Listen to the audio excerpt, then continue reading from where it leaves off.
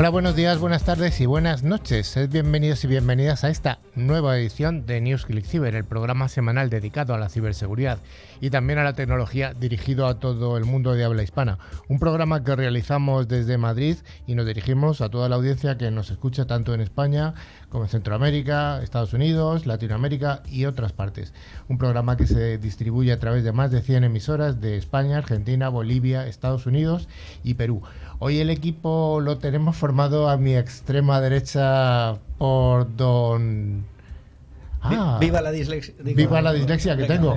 A mi extrema derecha hoy tenemos a don Dani Vaquero. Menos mal que nuestros oyentes solamente nos escuchan. No, y nos ven también. No, mira, nos Madre graban. mía, pues esa izquierda derecha, ¿cómo hay que mejorarlo? A mi centro derecha tenemos entonces a don Alfonso Calvo. Un placer compartir otro programa con vosotros. A mi centro izquierda, como viene siendo habitual, al delantero de Mendoza. El goleador. ¿Qué tal? Goleador. Buenas tardes. Goleador, sí. ¿Cuántos goles han Bueno, lo dejamos. Ya he perdido la cuenta. Y finalmente a mi extrema izquierda, hoy al tío más divertido del programa, a Javier Soria. El loco de los cables. Bienvenido, bien hallado. Y también tenemos el placer de tener hoy a dos invitados, no uno, sino dos. En primer lugar, desde Barcelona, hoy está José Luis Núñez. Hola, José Luis. El mute. Hola, buenas tardes, ¿se me escucha bien? Se te escucha perfectamente. Gracias. Y también tenemos aquí en el estudio a mi derechita. Tenemos a Lorena, que es una compañera que escribe en nuestra revista además y que es una profesora de la Universidad Carlos III de Madrid. Muy buenas tardes a todos. Lorena González estará con nosotros al final del programa. Finalmente estoy yo, Carlos Dillo, y os proponemos que nos acompañéis hasta dentro de 50 minutos, que es cuando entrará en juego este concurso que le gusta mucho a la gente. Y también damos gracias al pulpo de las teclas, al mago de los potenciómetros, al otro lado de la pecera, al chico más guapo de la radio de Click Radio TV, ¡a don Pedro! Que no quiere saludar, es muy tímido. Sí, está en tímido hoy. Bueno, durante toda la semana nos podéis seguir a través de las redes sociales o de nuestro email info@clickcyber.com. Además, recordamos y recomendamos visitar nuestra web llena de interesantes contenidos, clickcyber.com. También informamos de que pueden acceder a todos los programas anteriores a través de nuestro podcast disponible en Spotify, iBooks, Apple Podcasts, TuneIn, YouTube, Twitch, donde además los invitamos a suscribirse. Para ello solo tienen que buscar la palabra clave ClickCyber con i latina. Don Javi, ¿qué podemos contar del contenido de hoy? ¿Tienes alguna recomendación, alguna cosa curiosa de contar? Bueno, vamos a empezar diciendo que un día como hoy, el 24 de octubre de 2006, Microsoft adquiere el 1,6% de Facebook por un monstruoso cantidad de dinero de 240 millones. Facebook para aquel entonces contaba con apenas 49 millones de usuarios. Bueno, apenas la cantidad de habitantes en España. Resulta anecdótico que esta compra de acciones de Facebook por Microsoft, que a principios de 2006 Steve Ballmer, el CEO de Microsoft, dijo que esto era una moda pasajera y que en unos días, unos meses se iba a acabar. Yo creo que falló, ¿eh? Sí, tiene pinta. ¿Y el contenido del programa, Dani? Bueno, pues para hoy vamos a hablar de las noticias más candentes del panorama de ciberseguridad. En la sección de ciberpíldoras y ciberseguras hablaremos con José Luis Núñez acerca de las Smart Cities. Tenemos también nuestro apartado de tecnoefemérides. Trataremos en un monográfico, pues, qué es el blockchain, cómo se puede aplicar la ciberseguridad.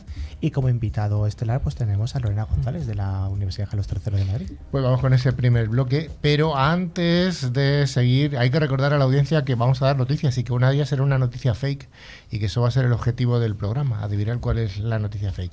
Vamos con ese bloque de noticias de ciberseguridad.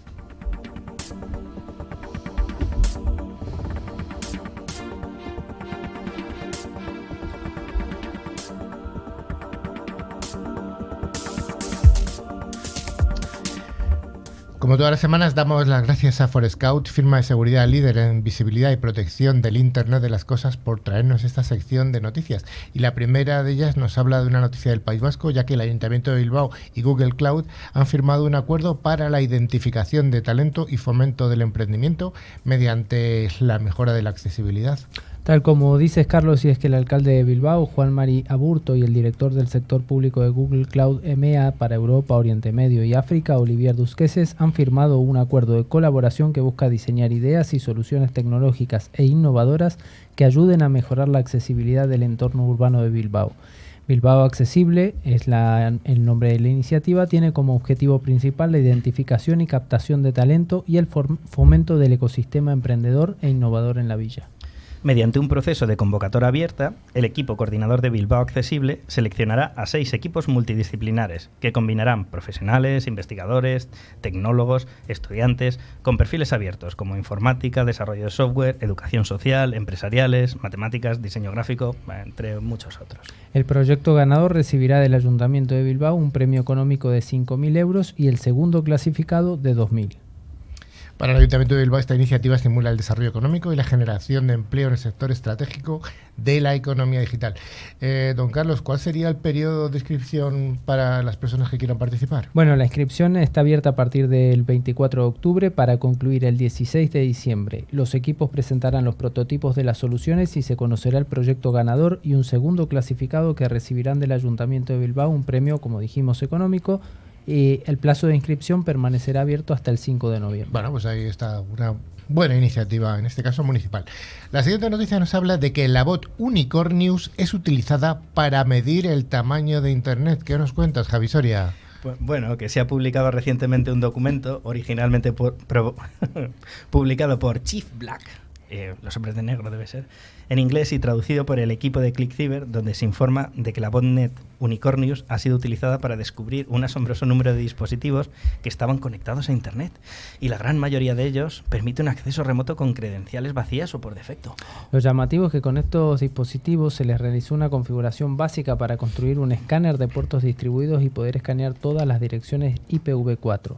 Estos análisis incluyeron una prueba de servicio de los puertos más comunes, PIN, ICMP, DNS inverso y escaneo SYN. Por último, se analizaron algunos datos para obtener una estimación de la utilización de las direcciones IP, lo que hizo el ingeniero Soria. Sí, conocido. Tras completar la exploración de aproximadamente 100.000 direcciones IP, se detectó que el número de dispositivos inseguros llega por lo menos al 100 por 1000%. A partir de un dispositivo, y suponiendo una velocidad de exploración de 10 IPs por segundo, debe encontrar el dispositivo abierto dentro de la siguiente hora. Parece un escape room. La velocidad de exploración se duplicaría si se desplegara un escáner al dispositivo recién descubierto. El ingeniero Soria, comentó que después de doblar la velocidad de barrido a 25 veces aproximadamente, todos los dispositivos no protegidos han sido encontrados, lo que le llevaría solo 25 horas. Bueno, y toda la enhorabuena a este ingeniero Soria de Unicornius por esta noticia tremenda. Sí. La siguiente nos dice que hay que mejorar los esfuerzos de concienciación sobre seguridad informática. Vamos a dar algunas pistas de cómo comenzar, Carlos Valenti. Bueno, el mes de octubre es el mes de la concientización sobre seguridad. Es un momento emocionante en el que las organizaciones de todo el mundo capacitan a las personas sobre cómo ser ciberseguros. ¿Esto será real? Bueno, tanto en el trabajo como en el hogar. Pero, ¿qué es exactamente la conciencia de seguridad y lo que es más importante? ¿Por qué debería importarnos? Bueno, la conciencia de seguridad tiene muchos otros nombres dependiendo de la organización: influencia de seguridad, cultura, compromiso, capacitación, educación, etc. Todos estos nombres diferentes pueden parecer un poco confusos, pero en última instancia todos hablan de lo mismo: administrar el riesgo humano. Javi, ¿qué pasa con el enfoque tradicional? ¿Acaso no funciona? Bueno, regular. Las organizaciones, los líderes de ciberseguridad y la comunidad de ciberseguridad le dirán lo mismo. Las personas representan el mayor riesgo de ciberseguridad en el mundo, altamente conectado de hoy. Al final, el eslabón más débil es el humano. Las organizaciones lo ven en sus propios incidentes y nosotros lo vemos en el conjunto de los datos globales y de esos equipos. El informe de investigaciones de violación de datos de Verizon, más reciente, uno de los informes más confiables de la industria, ha señalado que las personas estuvieron involucradas en más del 80% de las violaciones a nivel mundial. Estos incidentes pueden involucrar a personas que son blanco de correos electrónicos de phishing o ataques de smishing, o personas que cometen errores, por ejemplo, los administradores de TI que configuran incorrectamente sus cuentas en la nube y comparten accidentalmente datos confidenciales con todo el mundo. Entonces, si las personas representan un riesgo tan alto, ¿qué deberíamos hacer, Javi? Guillotina para todos. No, hombre. El enfoque tradicional ha sido, y a menudo sigue siendo, arrojar más tecnología al problema. Si los ataques cibernéticos logran phishing a las personas con el correo electrónico, implementaremos tecnologías de seguridad que filtren y detengan los ataques de phishing por correo electrónico, aunque siempre van a pinchar. Si los atacantes están comprometidos, las contraseñas de las personas también, implementaremos una autenticación de múltiples factores, intentando siempre minimizar el posible daño o el ataque. El problema es que los atacantes eluden estas tecnologías y siempre se dirigen a las personas. A medida que mejoramos en la identificación y detección de los ataques de correo electrónico de phishing, los atacantes cibernéticos apuntan a los teléfonos móviles de las personas con ataques de smishing o SMS basado como mensaje. A medida que más y más organizaciones implementan el multifactor, los atacantes cibernéticos comenzaron a molestar a las personas con solicitudes de multifactor hasta que aprueban una, pescan, como sucedió recientemente con la conocida Uber. Eso es. Aquí es donde también nos encontramos con nuestro segundo desafío. Los equipos de ciberseguridad con demasiada frecuencia culpan a las personas como la causa raíz del problema de riesgo humano, como se evidencia en frases frecuentes de las personas son el eslabón más débil. Y no siempre es así, aunque la mayor parte de las veces sí. Si nuestros empleados no hacen lo que les dijimos que hicieran, ellos y nosotros estaríamos inseguros. Uh-huh. Vamos con una noticia que nos habla de Holanda, ya que la policía de aquel país, la policía holandesa, ha engañado a una policía de ransomware para que entregara sus credenciales de descifrado. ¿Y cómo hicieron? Bueno, dicen que el que le roba al ladrón o el que engaña al ladrón. Bueno, la policía engañó a una pandilla de ransomware para que entregara las claves de descifrado, brindando a las víctimas la capacidad de desbloquear sus datos cifrados de forma gratuita. Trabajando junto con la empresa de ciberseguridad Responders, NU, la policía holandesa obtuvo 150 claves de descifrado del grupo de ransomware Deadbolt. Con las claves de descifrado ahora en las manos de las fuerzas del orden, algunas víctimas de los ataques de ransomware Deadbolt pueden recuperar archivos y servidores cifrados sin necesidad de pagar a los ciberdelincuentes extorsionadores. Según la policía holandesa, los ataques de ransomware Deadbolt se centran en el almacenamiento adjunto del NAS y han cifrado más de 20.000 dispositivos QNAP y Asustor en todo el mundo, con al menos 1.000 de ellos en los Países Bajos. La policía engañó a Deadbolt haciendo pagos de Bitcoin por claves de descifrado, recibiendo las claves y luego retirando los pagos del rescate, dejando a los ciberdelincuentes sin sus pagos después de haber proporcionado a la policía y a los investigadores las claves de descifrado para ayudar a las posibles víctimas y a las que ya habían sido. Uh-huh. Seguimos con una noticia que no está estrictamente relacionada con la ciberseguridad, pero sí con la tecnología. Viajamos a esta esquinita de España que está arriba a la izquierda en el mapa, en Galicia, y vamos a viajar además hacia las entrañas de Finis Terrae 3, el otro supercerebro de España. Wow, suena impresionante, Carlos.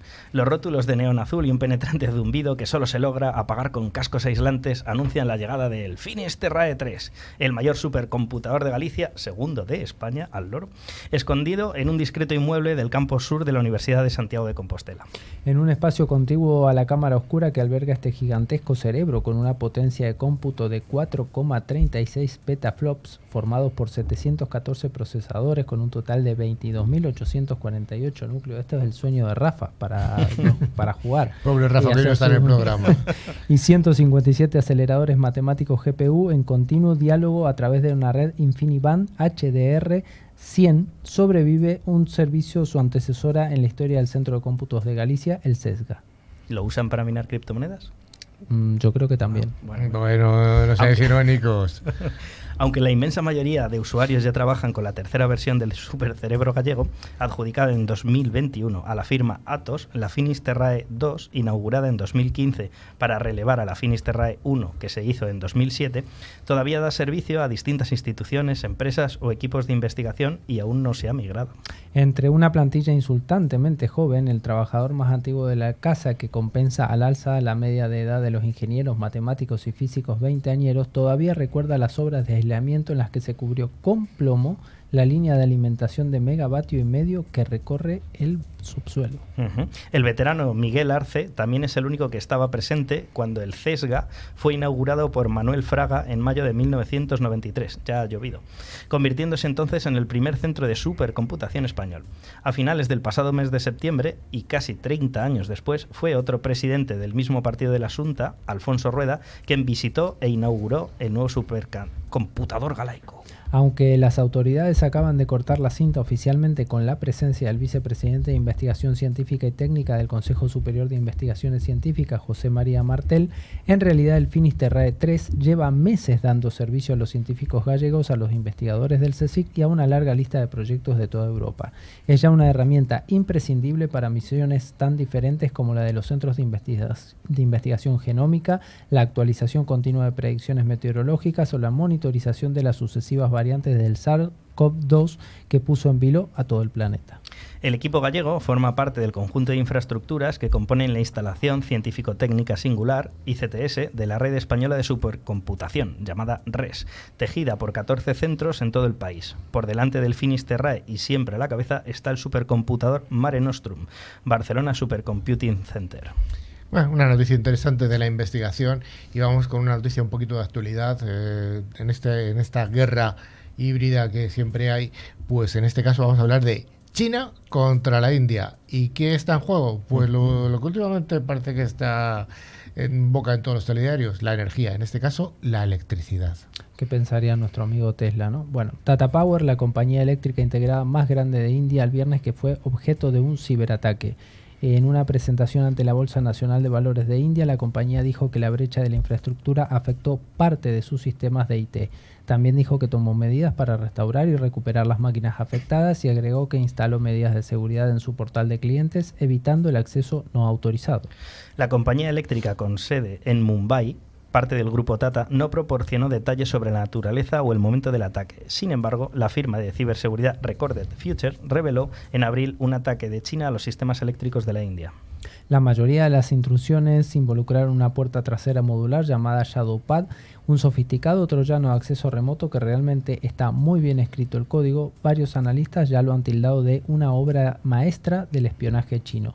Shadowpad, el sucesor de PlugX y una plataforma de malware modular desde 2015, se convirtió rápidamente en el centro de atención luego de incidentes en la cadena de suministros dirigidos a NetSarang, CCleaner y Asus, lo que llevó a los operadores a cambiar la táctica y actualizar los sistemas con una antidetección diferente, mejorada y mantenerlos protegidos.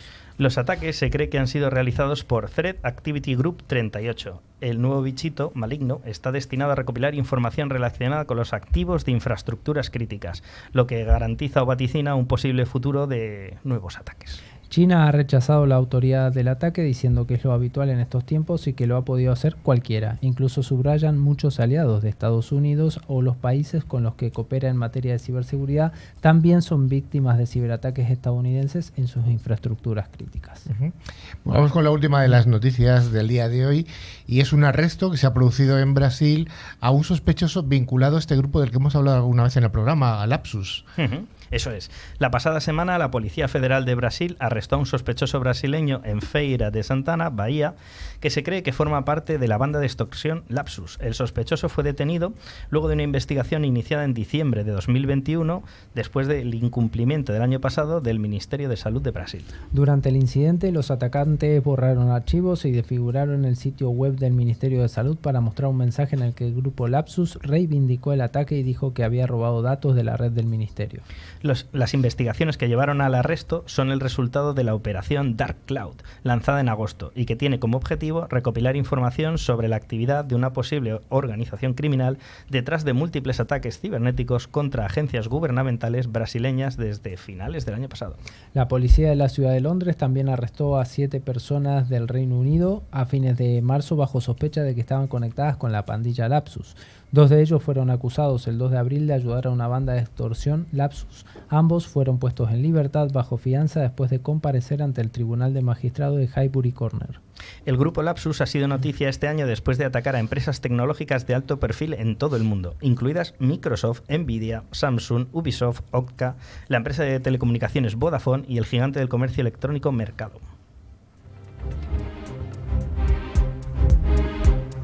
La ciberseguridad es uno de los sectores más pujantes de las tecnologías de la información. Si te interesa estar al día de los ciberataques y de cómo defendernos, escucha cada semana a Carlos Lillo y su equipo de expertos en NewsClick Cyber.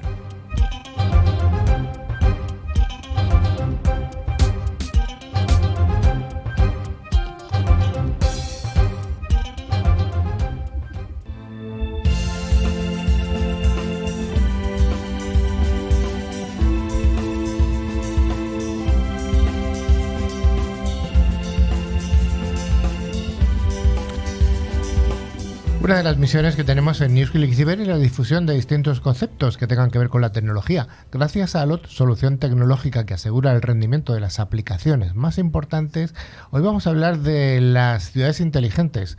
¿Son un mito o son una realidad? Y con ello vamos a contar con nuestro entrevistado del día, que es José Luis Núñez Freile, acompañado, como no, del líder de la sección de inteligencia artificial del programa, don Alfonso Calvo. Muchas gracias, Carlos. José Luis Núñez es un barcelonés de 55 años. Ha trabajado en numerosas empresas del sector TIC. Ha impartido conferencias y seminarios sobre ciudades inteligentes en varios países del mundo. Asimismo, es vocal desde su formación del Comité Nacional de Ciudades Inteligentes y de otras organizaciones del ámbito de las Smart Cities. Firme creyente en que el futuro está en la colaboración y la cooperación y no en la competencia salvaje. Convencido de que el pesimismo se debe dejar para tiempos mejores. José Luis, ¿cómo nacieron las ciudades inteligentes? El mute. ¿Me escucháis ahora? Es un concepto que tiene varias derivadas, de hecho hay múltiples definiciones. He llegado a contar casi 200 definiciones, algunas normalizadas y no otras. Más o menos sobre los años 90, Gartner empieza a acuñar lo que podría ser ciudades digitales, que es, dijéramos, el antecesor al término. Luego IBM es el primero que utiliza un término parecido, que es Smarter Cities, que básicamente es ver cómo se pueden usar de manera masiva las tecnologías de la información y la comunicación en el ámbito de las ciudades, qué oportunidad había para, dijéramos, para mejorar procesos urbanos, mejorar la calidad de vida de la ciudadanía, etcétera. ¿Qué resulta imprescindible para considerar una ciudad que sea inteligente? Yo creo que lo primero que la experiencia lo que nos dice es que hay unas condiciones básicas necesarias que no suficientes para llegar a ese concepto, que ya os digo que hay muchas definiciones.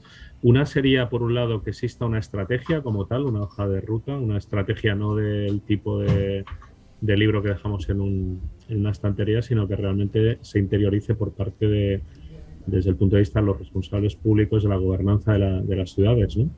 Otro punto fundamental es la voluntad política de transformación. Es una palabra clave en el concepto de ciudades inteligentes, el transformar, es decir, el realmente cambiar las cosas, y luego hablar de algún ejemplo. Y el tercero es, y para mí es un punto fundamental, es cómo involucramos a los diferentes actores del ecosistema, empresas, la ciudadanía, evidentemente, que tiene que ser el centro de todo lo que vaya a transformarse en la ciudad, etcétera, etcétera. Pero insisto, estas son condiciones básicas, pero no son suficientes. De hecho, las ciudades son una invención humana y son algo continuo, son algo que está en transformación permanente. Entonces, no es que haya una estación que se llama ciudad inteligente a la que vamos a llegar y ya está, ya hemos llegado. No, es un proceso, hay todo un camino. ¿Puedes ponernos algunos ejemplos de funcionalidades inteligentes en algunos lugares del mundo?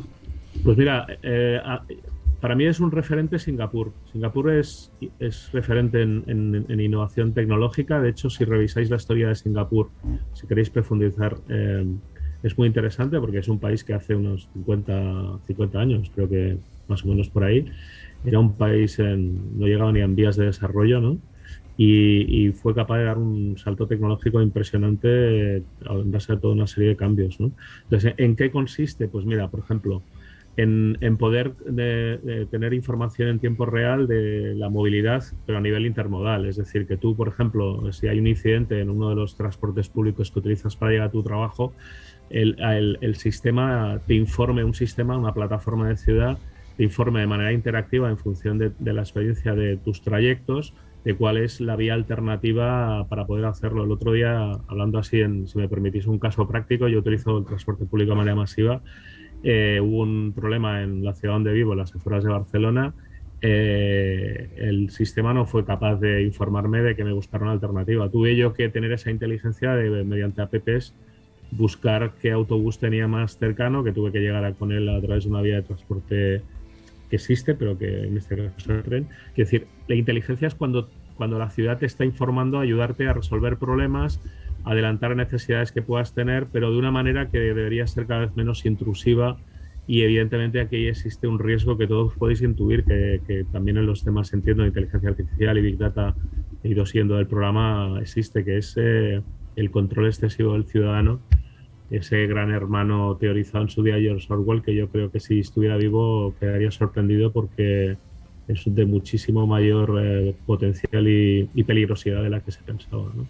Otras ciudades, Londres ha hecho cosas muy, muy interesantes. Luego, en el caso de España, pues se citan Santander, que empezó como un proyecto europeo de básicamente sensorización, que ha ido haciendo cosas en esta línea, Barcelona, Madrid. Yo creo que, ya os digo, para mí referentes, uno es Singapur, París también ha hecho cosas sobre todo en el entorno de movilidad, alguna ciudad de Alemania como Múnich está trabajando en temas de energía. Hay diferentes ejes, de hecho en el modelo Smart City hay como 7 campos que van desde la energía, la movilidad, los sectores de gestión de residuos, etcétera. Todo esto está interaccionado. La tecnología nos puede ayudar sobre todo a ver cómo podemos mejorar la gestión de la ciudad. Imagínate que somos ciudadanos de a pie, vamos caminando por la calle y cómo nos percibimos esa ciudad inteligente. Con un ejemplo así, lo más concreto que puedas. Pues, por ejemplo, imagínate que estás caminando. Ha habido muchas pruebas de concepto, pero, por ejemplo, en la ciudad de Sant Cugat tiene unos 150.000 habitantes, que está dentro de la provincia de Barcelona. Tú pasas por una calle y por temas de ahorro, cuando a medida que pasas se ilumina la iluminación pública por la noche. Es decir, es capaz de detectar, puede estar en un nivel de penumbra y evidentemente la iluminación pública nocturna es un elemento de seguridad. A medida que pases reconoce que pasa alguien puede ser incluso en función de cómo lo programes, podría ser un animal, ¿no? Un perro, por ejemplo, y que se eleve el nivel de luminosidad. O, por ejemplo, imagínate que hay un accidente, quiera Dios que no, dentro de una ciudad y se detecta a través de sensórica, por ejemplo, de un sonómetro que detecta que hay un impacto, automáticamente es capaz de reconocer que ha habido un incidente y ya lanza avisos a los sistemas de emergencia de forma automática, antes incluso que llame un 112. Estos se han hecho experiencias pilotos y hay ciudades que lo tienen muy, muy avanzado. Esto evidentemente implica integrar legacies de la gestión urbana, como son los centros de control de tráfico, con los centros de emergencias, etc. Es decir, es una ciudad que dijéramos que es capaz de resolver, o sea, dijéramos, hay una serie de sistemas de información que son capaces de resolver ante determinados inputs que se produzcan. No sé si me he explicado bien. Sí, entonces nos has hablado de los casos de accidentes, de la iluminación. Por ejemplo, en el ámbito de los semáforos, ¿hay ciudad inteligente? Sí, cada vez hay más procesos de integrar señales semafóricas, como por ejemplo lo que os decía, con el tema por ejemplo, de posibles accidentes, ¿no? Es decir, que teniendo cámaras en los puntos de semáforos y demás, tú puedas visualizar si ha habido un accidente, automáticamente lo reconozca y de un input. Por ejemplo, China, con motivos que todos más o menos podéis intuir, está súper avanzada en el uso de tecnología en sus ciudades. Por ejemplo, es el líder mundial en reconocimiento facial, en número de cámaras en la densidad de cámaras desplegadas en sus ciudades, etcétera, etcétera, ¿no? Es decir, se puede, en el tema, por ejemplo, semafórico, tú podrías llegar a trabajar con algoritmos, podrías aplicar algoritmos que permitan mejorar el tráfico en función de toda una serie de variables que hasta ahora no había capacidad ni de computación ni de sistemas que pudieran tratar tantas señales con tantas reglas diferentes de negocio. En esto ha habido un salto importante, pero yo creo que todavía vamos a ver mayores mejoras en el campo de la movilidad, sobre todo en la parte intermodal, porque claro, por ejemplo, pongo un caso práctico. En la provincia de Barcelona, si no recuerdo mal, hay unos 90 operadores de transporte públicos y privados. Cada vez están más integrados, de hecho empezaron integrándose con las cuestiones de integración tarifaria, como puede haber en Madrid, que Madrid de hecho fue pionera en las temas de coronas de transporte público, ¿no? De las famosas zonas de transporte, ¿no? De transporte público. Entonces, se necesita, el ciudadano va a agradecer mucho que el incidente que yo tuve el otro día, o si tú te quieres mover a cualquier sitio, que los sistemas cada vez estén más integrados y dijéramos, te propongan soluciones, aunque la decisión final del trayecto que tú adoptes sea tuya, sea una decisión que de manera casi en tiempo real te esté alimentando. Oye, tengo que llegar a las 9 a la oficina, qué alternativas me propones y qué desviaciones puedo tener. Eso es un ejemplo de inteligencia, ¿no? Es decir, la ciudad te está informando en base a una necesidad que tú tienes. La movilidad es un campo crítico, la energía, la gestión de residuos, el agua, etcétera. Por ejemplo, Sant Cugat para mí fue clave. Yo les hacía con cariño un poco la broma. Todavía no estaba muy extendido el uso del concepto Smart City, y ellos estaban siendo una Smart City sin darse cuenta. ¿Qué hicieron?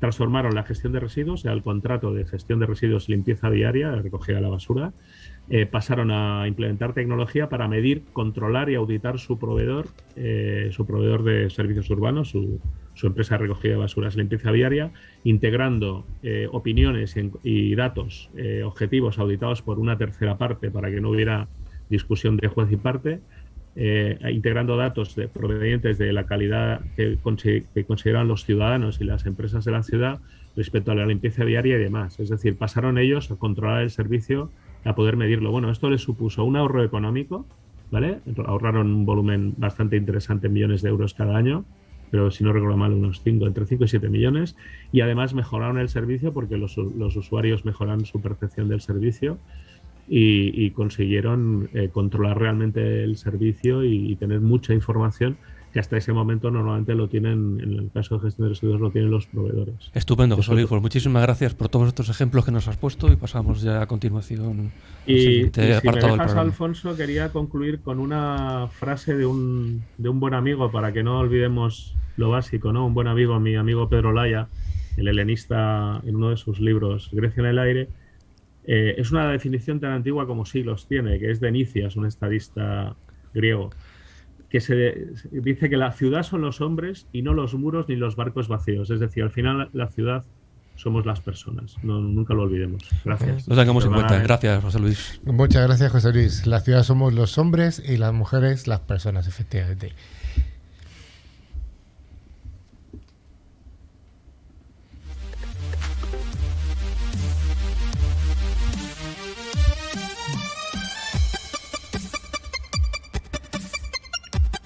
Como en todos los ámbitos, en la tecnología y también en la ciberseguridad, todos los días, todas las semanas pasan cosas importantes. Y por eso hoy, gracias a Pentera, que garantiza la preparación de la seguridad en toda la superficie de ataque, vamos a traerte estas tecnoefemérides. Dani, empiezo contigo. ¿Qué pasó una semana como esta en el año 2003? Pues mira, esta noticia seguro, esta efeméride te va a encantar, porque el 25 de octubre de hace mucho, pero mucho tiempo, ¿sabes lo que sucedió? ¿Pero de qué año? Dime al menos. Hace mucho. Bueno. El concilio de Elrond. Oh. Pero bueno, si nos vamos a algo un poco más concreto, el 24 de octubre del año 2003 se detectó por primera vez el gusano Sober. Estaba escrito en Visual Basic y afectaba solamente a los equipos de distribución con Windows. Básicamente, para poder infectarte, pues tenías que descomprimir y ejecutar ese archivo. Así que bueno, pues eran los primeros rudimentos de los gusanos. Don Carlos, y un poquito más acá, en 2013... En 2013, Apple anunció el lanzamiento del Mac OS X Mavericks, la 10ª versión del Mac OS X. Mavericks estuvo disponible en forma gratuita en el Mac App Store y bueno, el nuevo sistema operativo incluye más de 200 nuevas prestaciones, nuevos ebooks, mapas Mac y nueva versión de Safari. Hay que decir que podemos oficialmente decir que octubre es el mes de Apple. Dani, ¿quién era Chester Carlson? Pues bueno, fue la primera persona, por si no lo sabías, que hizo la primera copia Xerox, usando pues ese recubrimiento de azufre en una placa de zinc, que básicamente frotó pues de manera fuerte con un pañuelo para aplicar esa carga electrostática. Al final un portaobjetos de vidrio se prepara usando pues la tinta china, ¿no? Pues típica, y lo que hizo fue ponerlo sobre una superficie de azufre en una habitación oscura. Así que con esa forma ya hizo la primera copia Xerox. ¿Y cuándo fue eso? El 22 de octubre del 38. 38, joder. Está marcado en el calendario. Bueno. Don Carlos, en el 2015, ¿qué pasa? Esto es para los frikis. Es cuando Martin McFly realiza su tercer viaje al futuro a bordo del DeLorean. Tremendo. Doc Brown. Al inicio de Volver al Futuro 2, el Dr. Emmett Brown busca a Marty para viajar al futuro y resolver un asunto con uno de sus hijos. Marty, Doc y Jennifer, la novia de Marty, parten en el DeLorean volador hacia el 21 de octubre de 2015 a las 4:30 p.m., fecha única en la que Marty llega al futuro. Tremendo. ¿Esto tiene alguna relación con el congreso o el concilio que habías comentado? Congreso, ¿no? congreso. Congreso, concilio, reunión, comunidad, como lo quieras llamar. Seguro que sí. ¿Alguna noticia de Apple? Bueno, pues sí, ya como ha dicho Carlos, este es el octubre es el mes de Apple, pues también el 20 de octubre, en este caso del año 2010, se lanzó ese tercer modelo del MacBook Air con su nuevo diseño, incluyendo pues una memoria flash en lugar del disco duro, y bueno, pues era el primer ordenador que tenía esa característica, por eso es reseñable. Entonces, ¿lo de Elrond cómo se llamaba? Concilio. Concilio.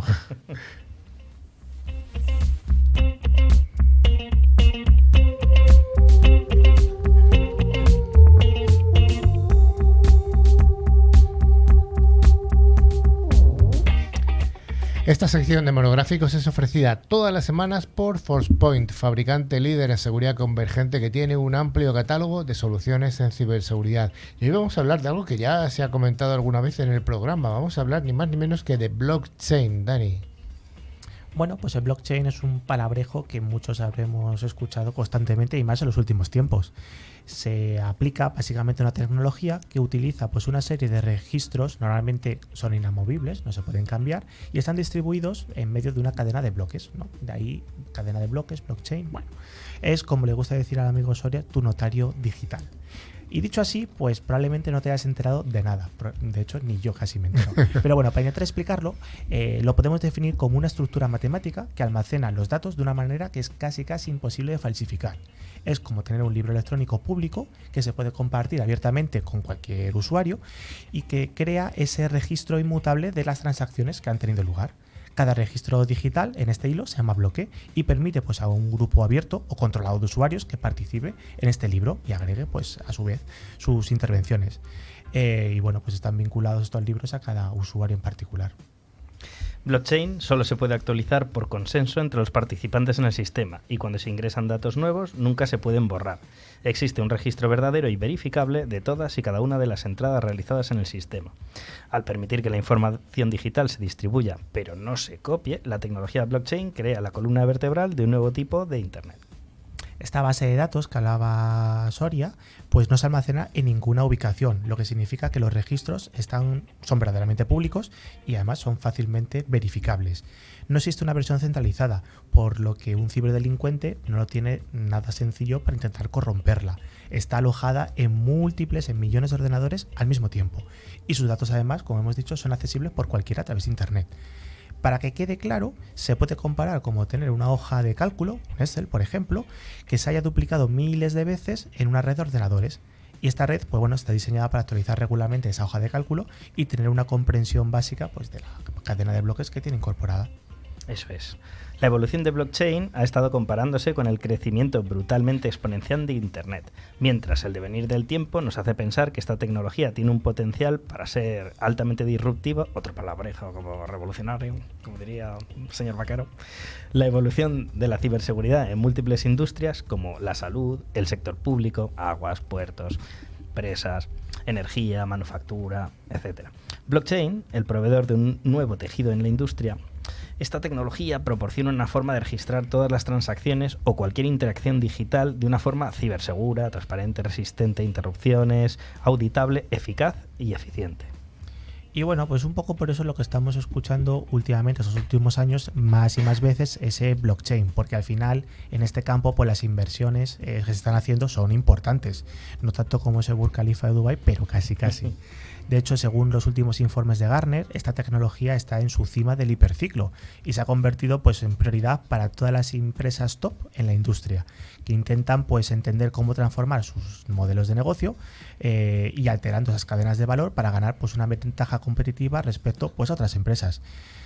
Y siguiendo un poco con esa metáfora que hemos hablado antes de la base de datos de blockchain, que es una hoja de cálculo distribuida, pues muchas veces también podemos oír que esta tecnología permanece, pues está permanentemente en una burbuja, vamos, que va a explotar antes o después, está muy inflada, ¿no? También podemos escuchar que esto no deja de ser un Excel con certificados, que bueno, pues muchos también lo dirán. En algunos de estos casos, pues se han visto que muchas empresas que están desplegando blockchain simplemente lo hacen por el hecho de utilizarlo, sin realmente ver el potencial que tienen esas eficiencias en las transacciones, en los registros, en las informaciones o incluso en los modelos de negocio que pueden implementar. Entonces, bueno, pues por eso tampoco se ve en el mundo real un beneficio claro, y todavía queda en ese imaginario colectivo que está pues en la nube difusa. El blockchain está ahí, bueno, hay gente que lo utiliza, ¿para qué? Pues no tenemos muy claro. Blockchain es genial, ¿lo usamos? No, pues entonces, bueno. Por esta razón, la industria de blockchain se está moviendo más allá, far away, de la prueba de concepto, de los pilotos de producción, con el establecimiento de casos de negocio, para identificar realmente qué tan beneficiosa es esta tecnología, aparte del hype o esa locura que tiene mucha gente con ello. Un componente fundamental de tales pruebas es enfocarse en la ciberseguridad y la privacidad, que deben ser abordadas y probadas lo suficiente, en el caso de que esta tecnología pueda llegar a convertirse en un verdadero catalizador del cambio social e industrial, que muchos piensan que puede ser. Y Dani, ¿cómo cala, cómo cuadra la seguridad con esta tecnología de blockchain? Bueno, pues cuando lo hemos definido, hemos dicho que era una tecnología muy segura y que un ciberdelincuente lo tiene complicado a la hora de comprometerlo por su naturaleza distribuida que tiene. Entonces, uno de los mayores beneficios que tiene este tipo de tecnología es que su red es ultra segura, debido a que estos datos, cuando se transmiten, además van cifrados, no encriptados. Pues no sé por qué la gente habla de encriptar. Bueno, en fin. Sí, pero llaman criptomonedas, no ciframonedas. Sería gracioso. Es verdad, es una buena apreciación. Bueno, en cualquier caso, esas transacciones están pues protegidas y por lo tanto son mucho más seguras que un sistema, por ejemplo, de contraseñas con un usuario que podemos tener en casi cualquier sitio. Además, hay que recordar que estos datos están descentralizados, no están almacenados en un único lugar, por lo tanto no hay un único punto de fallo y es mucho menos probable que, bueno, pues que falle, obviamente, esta tecnología, al estar guardado pues en miles y miles de discos duros distribuidos por todo el mundo. En circunstancias normales, para entrar en una cadena de bloques, los ciberdelincuentes tendrían que abrumar a más del 50% de la red en menos tiempo del que se lleva a crear una copia de ese bloque. La cantidad de potencia de cálculo requerida para hacer esto en la mayoría de las redes de blockchain es tremendamente muy difícil de conseguir. Las más grandes son mucho más difíciles de hackear porque están más descentralizadas que las más pequeñitas y tienen más ordenadores trabajando para verificar esas transacciones. Además, es fácil detectar cuando un bloque ha sido manipulado gracias a las funciones hash. Las funciones hash, que tienes un conjunto de datos, te hace un resumen, es unívoco y no lo puedes manipular. O también llamadas huella digital. No, bueno, también. Estos valores de un bloque se agregan a datos en el siguiente, por lo tanto vas confirmando que esos datos son los que deberían ser y no otros manipulados. Cualquiera que intente alterarlos, pues banderita roja y deshabilitamos ese bloque.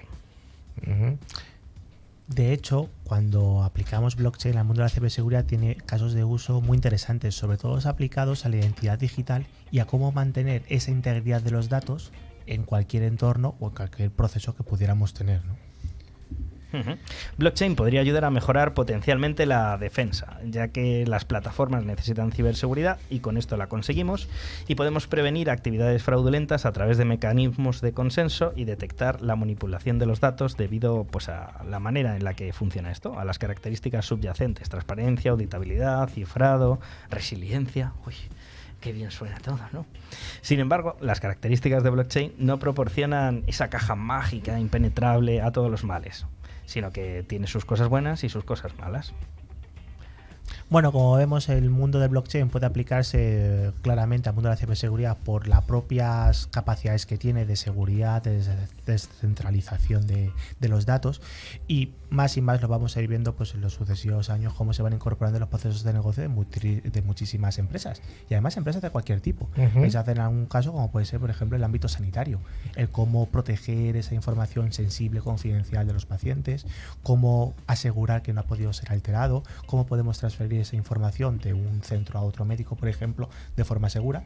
Y esto es solamente pues un pequeño ejemplo de los múltiples escenarios que podremos y veremos. Y por supuesto que no hemos hablado de las criptomonedas, aparte de la intervención que ha tenido Javi, pero bueno, evidentemente es uno de los casos de uso, además de usos financieros, para que no se puedan repudiar operaciones financieras, etcétera.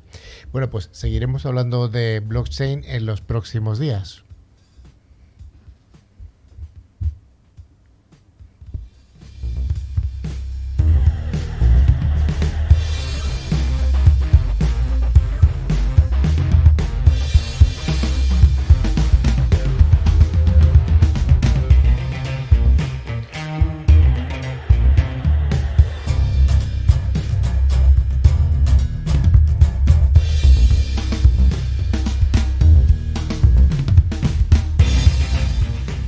Bueno, como decíamos al principio y luchando contra el tráfico, tenemos con nosotros aquí en el estudio a Lorena González Manzano de la Universidad Carlos III de Madrid. ¿Qué tal?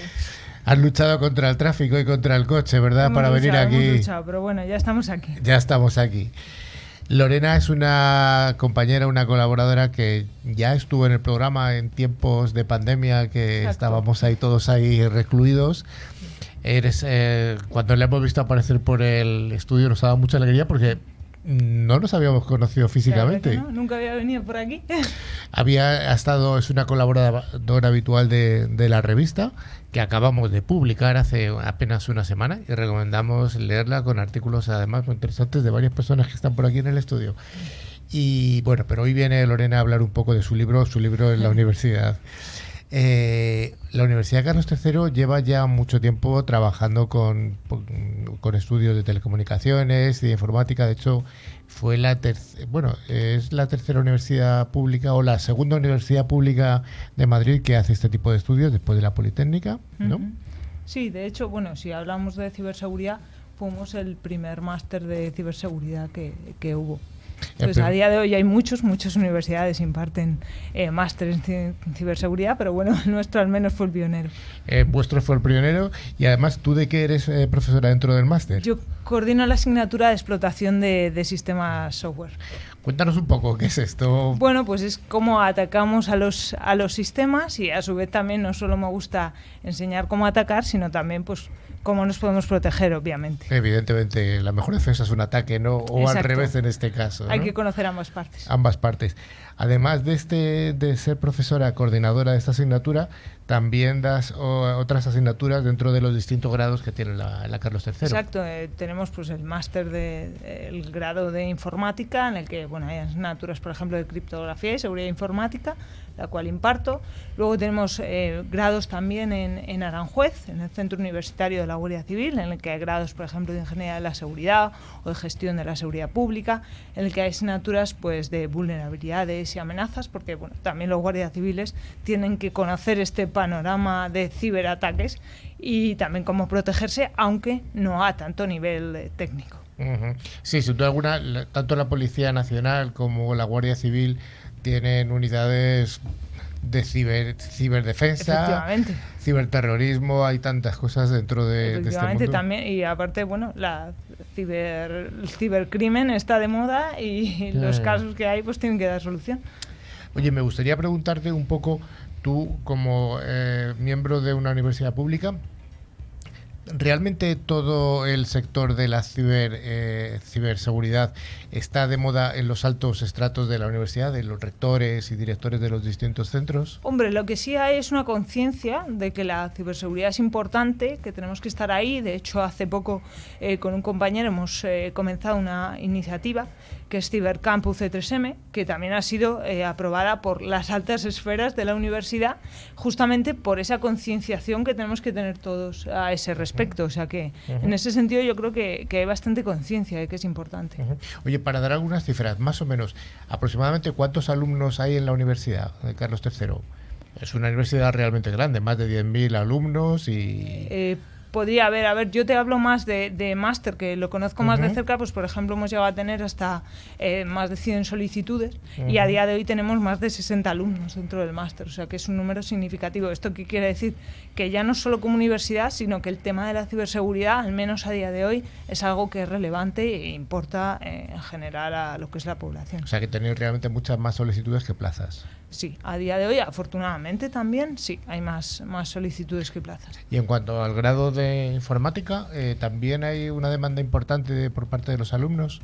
Sí, en general, estos estudios, pues como son, de ingenierías que a día de hoy son muy demandadas, sí, siempre hay bastante demanda. Luego también depende del campus, no es lo mismo Colmenarejo que Leganés, que obviamente hay mayor demanda en Leganés, pero en cualquier caso siempre, estamos a la cabeza, así que contentos por ello.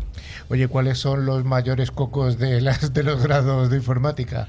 Las asignaturas estas que dicen los alumnos, Pues eso va a depender de ellos, muchas veces, porque muchas Como veces... buena profesora es lo que tienes que decir, pero seguro que los hay. Bueno, es que hay de todo. Hay muchas asignaturas, por ejemplo, que se trabaja a bajo nivel, ¿no? De sistemas operativos, que algunas, yo de lo que hablo con los alumnos, son algunas de las que me dicen que les cuestan bastante. Y en cuanto al tema de la criptografía, aquí hemos tenido en el programa algún verdadero experto, como fue Jorge Ramió hace ya tiempo. ¿Este campo realmente tiene una parte importante de investigación o está todo hecho? Para nada. De hecho, estamos, por una parte, comenzando, por ejemplo, con el tema de la computación cuántica y demás. Hay que hacer algoritmos criptográficos cuánticos porque cuando aparezcan los ordenadores, a ver qué vamos a hacer. E igualmente, también hay algoritmos que a lo mejor no conocemos tanto, como es el cifrado homomórfico o cifrados sobre datos que están cifrados, que quedan mucho por hacer y no se conocen tantos como es RSA, por ejemplo. O sea, la base matemática de la criptografía sigue siendo crítica. Por supuesto, es fundamental. Antes que criptografía hay que aprender aritmética modular, por ejemplo. O sea, se suele decir que los estudiantes de ciencias, tienen que tener una buena base matemática, incluso para la informática, en cuanto se toca este tema, por supuesto. Por supuesto, es que es fundamental.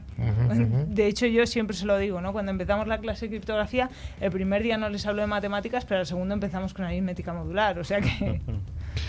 Oye, en cuanto a competitividad, has comentado al principio que vosotros iniciasteis el primer máster de ciberseguridad en la Universidad Española y ahora dices que hay muchas universidades, hay una oferta importante de este tipo de másteres. ¿Hay una competencia real entre las universidades para conseguir este tipo de alumnos? ¿O hay más demanda que oferta? A ver, hay suficiente demanda, afortunadamente. Lógicamente, pues habrá universidades que por nombre, no voy a poner ningún nombre, pues siempre tienen más facilidad para obtener alumnos. También hay que tener en cuenta que no todos los másteres son iguales. Hay másteres, por ejemplo, más enfocados en gestión. ¿Qué quiere decir? Bueno, pues que la ciberseguridad no es todo atacar y defender, sino también hay que saber gestionarla. Entonces, dependiendo del perfil del alumno, puedes coger un máster o puedes coger otro. Por eso que es verdad que hay muchos másters, pero que también yo recomiendo a los alumnos que miren realmente el contenido del máster para saber qué es realmente lo que quieren. Oye, ya para acabar, porque vas a venir de vez en cuando al programa y además hay que leerte en la revista, me gustaría preguntarte, ¿alumnos para máster tienen que tener o recomiendas al menos algún tipo de preparación previa en cuanto a los grados que han cursado previamente? Hombre, se recomienda informática o teleco, algunos conocimientos, sistemas operativos, redes, esos son conocimientos básicos que hay que tener. No digo que si tú tienes muchas ganas no lo puedas hacer, estoy convencida de ello, pero te va a facilitar infinitamente la vida tener esos conocimientos previos y si no, pues tendrás que aprenderlos por ti mismo. O sea, el estudiante que ha hecho, pues no sé, un grado de periodismo le va a costar mucho realmente. Si tiene ganas... tendrá que esforzarse más, lógicamente, pero bueno, no digo yo que no se pueda. Bueno, pues desde aquí, como siempre decimos en el programa, animamos a aquellos jóvenes que nos escuchan, que son bastantes, a que cursen este tipo de carreras de teleco, informática, etcétera, porque siempre decimos que en este sector hay una cosa buena, que es que prácticamente no hay paro y hay un trabajo de bastante calidad. Sí. Así que cuesta un poquito que se enfrente con estas asignaturas, Coco, pero luego la recompensa es importante. Yo creo que sí, por lo menos laboralmente. Pues muchas gracias, Lorena. Gracias a ti.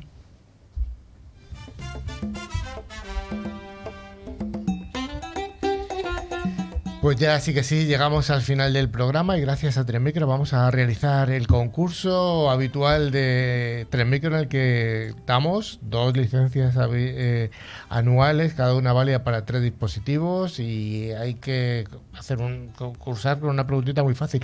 Pero antes, ¿tenemos ganadores de semanas anteriores?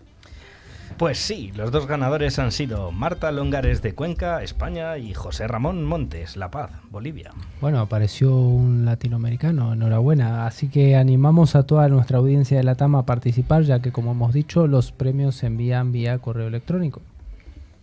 Y si queréis participar del concurso de esta semana, solo tenéis que indicarnos qué noticia es la falsa de las que hemos comentado hoy. Si sabes la respuesta, escribirnos a info@clickciber.com indicando el nombre y la localidad desde la que nos seguís. Pues ya sí que sí, News Click Cyber está llegando a su final en esta edición. Pero antes de despedirnos, les recordamos que pueden ponerse en contacto con nosotros a través de nuestro email info@clickciber.com. También nos podéis seguir en las redes sociales como Twitter, LinkedIn o Facebook. A través de nuestra web, clickciber.com, podéis acceder a toda nuestra revista digital, ver las fotos y otros contenidos de interés. Finalmente, os recordamos que a través de todas las plataformas de podcast podéis escuchar programas anteriores disponibles en iBooks, Spotify, TuneIn, YouTube, Twitch, buscando la palabra ClickCiber con I latina. Bueno, pues ya sí que sí, hemos llegado al final y una vez más recomendamos a la audiencia que lea nuestra revista que está disponible en nuestra página web. La acabamos de publicar, así que todavía está fresquita y así vais a conocer a Lorena, a Dani, a Carlos Vaquero, a Carlos Valerdi, a don Javi Soria, a don Alfonso Calvo y a muchos otros que han escrito artículos más que interesantes. Nos vemos y nos escuchamos en 7 días. Un abrazo a toda la audiencia y hasta la semana que viene.